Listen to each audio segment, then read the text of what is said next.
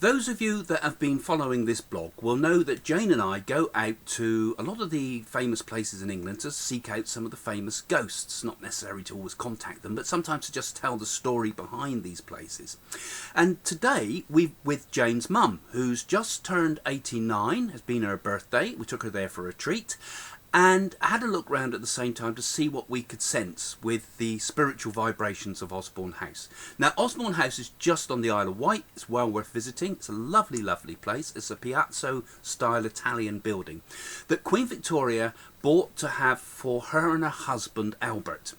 Now, those that don't know the story of Albert and Victoria, Victoria, you know, she was the most powerful woman in the world at her time, the head of the biggest empire in the world. So she was bigger than Trump, bigger than presidents, bigger than anybody, you know, the most powerful woman in the world. And yet, what mattered to her, and I suppose matters to all of us really, is that the things that were important, the people she loved.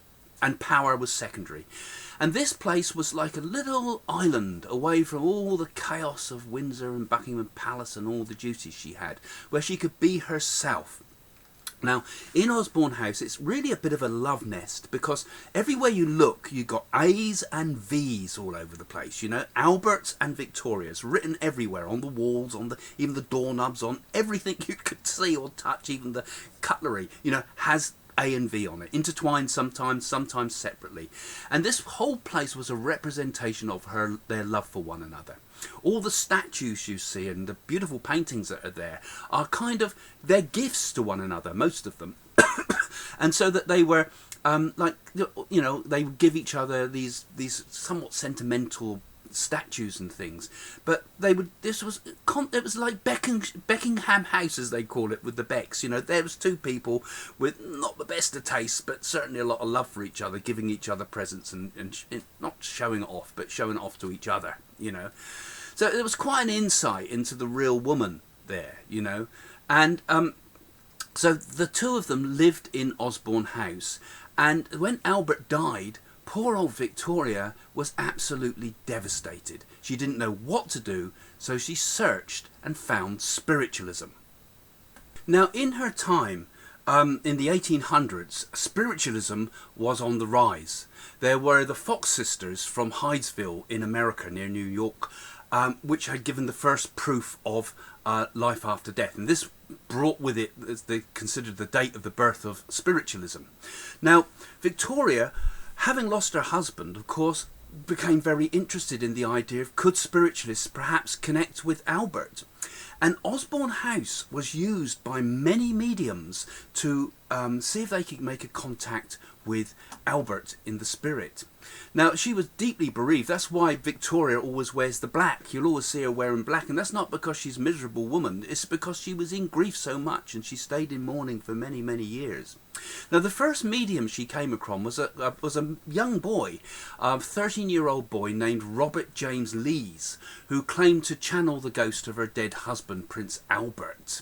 Now, her obsession didn't just start with her dead husband. Spiritualism was really taking off in Great Britain at the time, in the mid-1800s.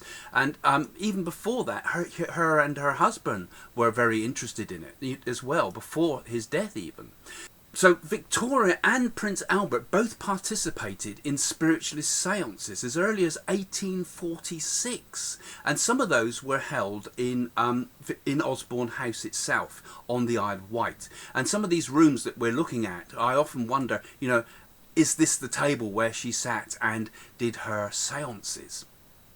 Now, it was 1861 that Prince Albert died of typhoid, and that's when she consulted James Lee, Robert James Lee, who did a family seance for her, and he passed a message from Albert to the Queen in which he called her by her pet name that was only known to her and her late husband. So he had actually given some real evidence. Now, Victoria was no fool. She knew that many mediums were fraudulent, and you know, some seemed genuine. But Robert James Lee, only 13 years old, who claimed to channel the spirit of Albert, she believed was a true medium. Now, this set up her interest in spiritualism big time, and she asked for her people to find other mediums, having been so impressed by these impossible to know details that he told her. She asked the boy to become kind of like the resident medium for the royal household, but he refused. And eventually what she ended up doing is meeting Albert's former gun boy, who also had a major interest in spiritualism. And you've probably heard of this man's name. He was a Scotsman called John Brown. Now, a lot of people questioned Victoria's interest in John Brown. You know, there was a whole movies have been made about, you know, did they kind of have a secret love between them? But I don't think this was the case by any means. John Brown was a medium and accompanied and talked about Albert with Victoria, and gave her communications from the spirit world to give her further proof of the continuation of life of Albert. She naturally became very close to John Brown, because John Brown was obviously quite a kind man, I would imagine, and a man that you know, just gave her that comfort. You know, see, so often when somebody loses somebody, everybody just will not talk about it. The last person they want to talk about is the dead person. You know, I've known people cross the road when they've seen a bereaved person walk the road because they're too frightened to say anything, because they're too nervous. And for Victoria, it must have been worse than anybody, because who's going to mention Albert? Because they know she's distressed about it, so they're not going to mention it. But John Brown not only talked about Albert with her, but gave her comforting proof of life after death. Let's face it, that Victoria was on point of near nervous breakdown after the loss of Albert, and she got a lot of comfort from the messages from Lees. And later, when Brown became instated as her medium, he was instated as residence in Balmoral for a long time, and he remained there as Queen Victoria's sort of constant companion and medium for more than 30 years. And a large part of that time they spent in her favourite place, in Osborne House. And it was here that they did the seances to communicate with Albert. So a lot went on in this house.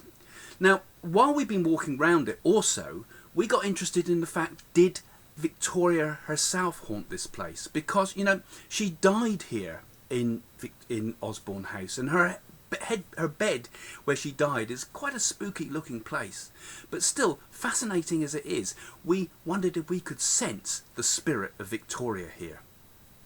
The ghost was meant to be one of Queen Victoria's sons, Leopold, that used to wear a very tall hat, and he's been seen looking over the nursery, keeping an eye on the children. And if we go right up highway, there's an Indian boy, age 9, his name's Abdul Karim, running backwards and forwards, excitement. And what about the bedroom? And Queen Victoria's bedroom is meant to be a presence there or something, so one wonders if it was her personal medium.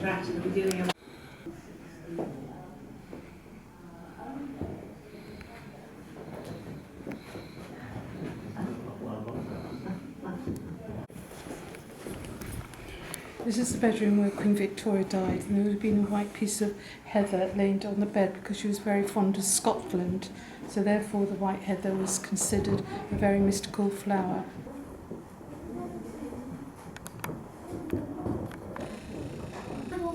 Queen Victoria died at 6:30 in the morning, and the plaque above her bed was a shrine to her, and her children used to come and visit every day and place flowers.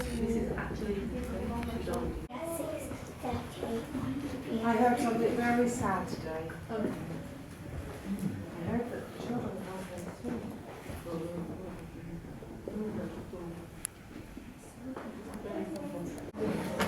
It's a shame. These gates were put to keep the servants out because it meant that Queen Victoria and Prince Albert had their private moments, because when she got married and on her honeymoon, when she was talking about sex, she was saying, I didn't realise how enjoyable it was for one. Oh. So hence that's we have 9 children. You remember that then? Yeah, I do. I studied all the history.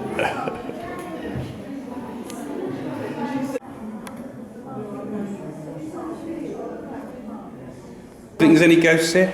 Yes, I do. Do you? You can feel it. Yeah, you can. Yeah. One of the most fascinating rooms in Osborne House is the Indian rooms. Now when I looked around these, you can see it's kind of a mishmash of Indian ideas. It's a place full of, it's a mixture of Mughal and Muslims and Hindu things. You know, we see Ganesha on a wall next to the markings of a typical Arabian style building. And at the same time, it's a beautiful place that is supposed to be the place where Victoria's spirit seems to be the most. Some of the people there have said that this is where a young ghost is supposed to be seen. And it makes me wonder if this is the place where perhaps is the ghost of Abdul, which is Victoria's manservant, who is soon to be the theme of a new movie about Victoria and Abdul. And a lot of that will be set, I believe, in Osborne House. Victoria is going to be played by Judi Dench, so there's one worth looking out for. So it's an absolutely fascinating place, and I really recommend people go there, if anything, just to see these magnificent rooms in the Indian section. It is so beautiful, and ghosts or no ghosts, I think if I had been Victoria, that's where I would have gone to if my spirit was to reside. Of course, the spirit goes into the spirit world, and Victoria now will be united with her husband Albert. So no matter how much we come to power in this world, no matter how great our position, surely the things that matter most are the people we love. And surely Victoria was living proof of that.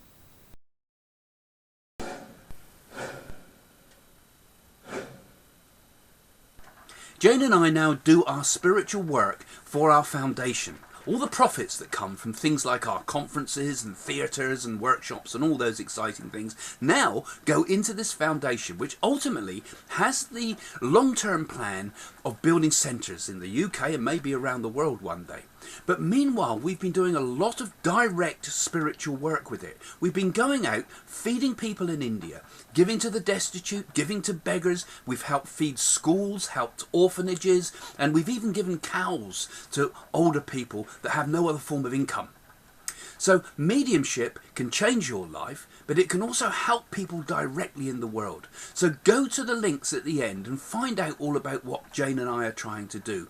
And you can do a lot just by sharing these videos on social media. Help us get the word out. Help us to do something really good in this world.